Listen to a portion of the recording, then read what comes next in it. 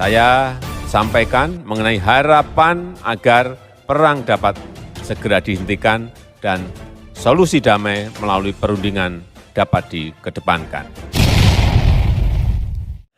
Assalamualaikum warahmatullahi wabarakatuh. Bertemu lagi di Tengkuruk Channel. Apa kabar kalian yang menonton video ini? Semoga berada dalam keadaan yang sehat dan juga sentiasa diberi kekuatan dan dirahmati oleh Allah SWT. Jadi guys, seperti kebiasaannya dengan kemunculan Tengkuruk Channel pada kali ini, saya akan mereact satu video guys berkait dengan Jokowi guys, di mana ini adalah kaitan ya dengan pelaksanaan ataupun pertemuan G20 yang akan diadakan pada bulan November di Bali guys. Jadi Indonesia menjadi tuan rumah ya, dan presidensinya adalah Presiden Jokowi. Jadi bagaimana Presiden Jokowi menghadapi tekanan yang dibuat oleh blok barat terhadap dirinya agar jangan menjemput Presiden Putin ya. Tetapi saya ada nampak juga beberapa video terkait dengan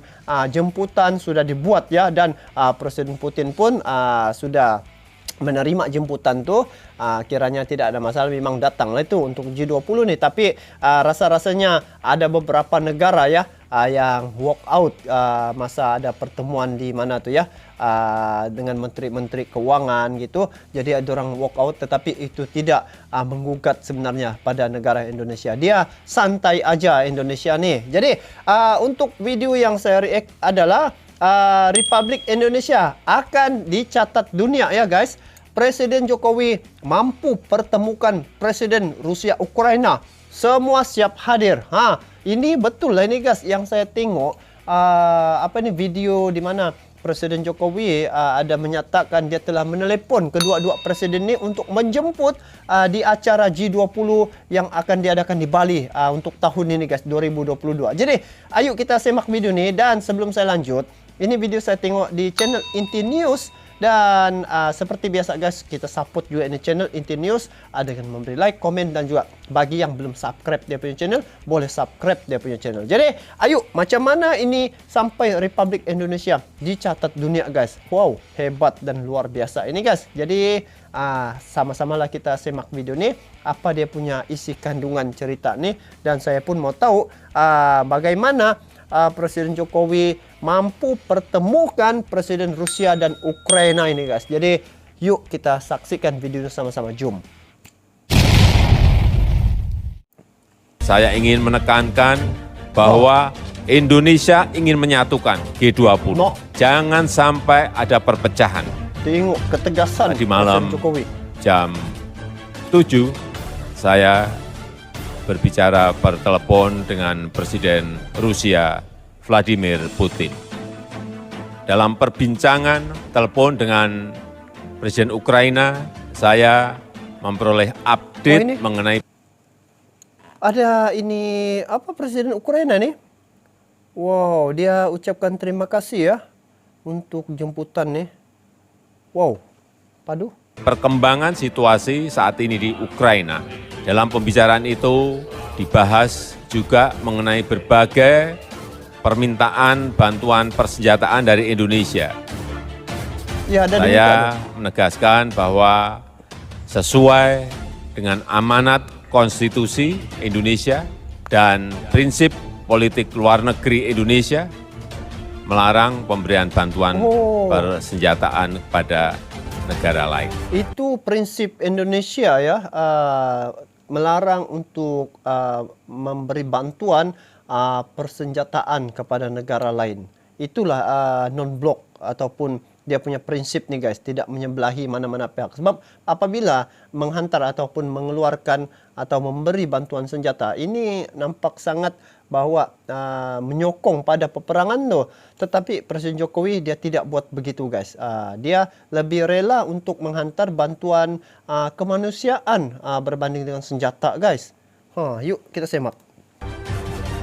Namun saya menyampaikan kesiapan Indonesia untuk memberikan bantuan kemanusiaan. Betul, memang mantap. Saya sampaikan mengenai harapan agar perang dapat segera dihentikan dan solusi damai melalui perundingan dapat dikedepankan. No. Kita paham bahwa G20 memiliki peran sebagai katalisator dalam pemulihan ekonomi dunia. Betul. Dan kalau kita bicara mengenai pemulihan ekonomi dunia, maka terdapat dua hal besar yang mempengaruhi saat ini, yaitu yang pertama pandemi COVID-19 dan seluruh. Yang kedua, perang di Ukraina. Dalam konteks inilah, maka dalam pembicaraan pertelepon kemarin saya mengundang Presiden Zelensky untuk hadir dalam KTT G20. Dan terakhir, perbincangan pertelepon dengan Presiden Rusia, Vladimir Putin.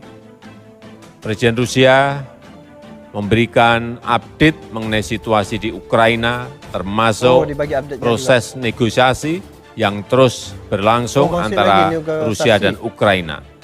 Saya kembali menekankan pentingnya perang segera diakhiri. Saya juga menekankan agar solusi damai dapat terus dikedepankan dan Indonesia siap berkontribusi untuk upaya damai tersebut. Berani kerana benar, takut kerana salah. Inilah Presiden Jokowi, guys. Dan menjadi contoh sebenarnya dan harapan bagi negara-negara lain pada Presiden Jokowi ini disebabkan dia nih, guys, berani sebenarnya untuk menyuarakan kebenaran, ya. Salah satu yang di awal-awal peperangan dulu, awal-awal sudah dia mengatakan bahwa stop perang, ya. Jadi dia mengatakan begitu. Sungguh pun pada masa itu Presiden Putin ada buat pengumuman siapa-siapa yang menghalang untuk saya punya invasi terhadap Ukraina ini, negara tersebut akan menjadi musuh Rusia juga. Tetapi Indonesia dia terus berlantang berbicara stop perang. Itu statement stop perang tuh, guys, menunjukkan bahwa Indonesia tidak menyokong sebenarnya peperangan berlaku. Adalah lebih baik lagi melakukan secara perundingan secara diplomasi, ya. Jangan berlaku peperangan, sebab itulah menjadi kesan yang amat ketara terhadap kejatuhan ekonomi seluruh negara. Jadi kalau tengok di sini, ya, Indonesia dia berusaha untuk mempertemukan ataupun menjemput kedua-dua presiden Rusia dengan Ukraina ni untuk hadir ke G20 ni, dan ini mungkin akan berakhir mungkin konflik ini apabila kedua-dua pemimpin ini hadir nanti. Jadi kita harapkan agar kedua-dua pemimpin Ukraina dengan Rusia ni akan datanglah ke G20 nanti, walaupun ada beberapa negara yang akan memboikot ataupun cuba untuk tidak hadir apabila Presiden Putin dijemput. Tetapi sebagai ketua ataupun sebagai presidensi untuk G20 ini, sudah tanggungjawab Presiden Jokowi itu untuk menjemput pemimpin-pemimpin negara ini untuk hadir ke G20, sebab dia sebagai tuan rumah, ya.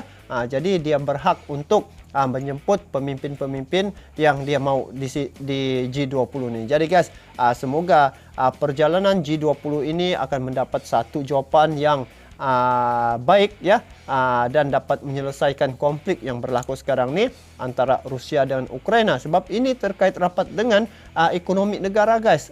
Satu disebutkan tadi yaitu isu COVID, yang kedua tentang perang. Jadi dua perkara ini amat berkait rapat untuk menstabilkan ekonomi negara, sebab G20 ini adalah membincangkan tentang bagaimana untuk ekonomi itu dipertingkatkan, ya. Jadi, guys, bagaimana pula pandangan kalian terkait dengan perkara ini? Kalian bolehlah komen di bawah. Jadi itu saja untuk kali ini. Kita bertemu lagi di video akan datang. Sampai jumpa lagi. Assalamualaikum warahmatullahi wabarakatuh.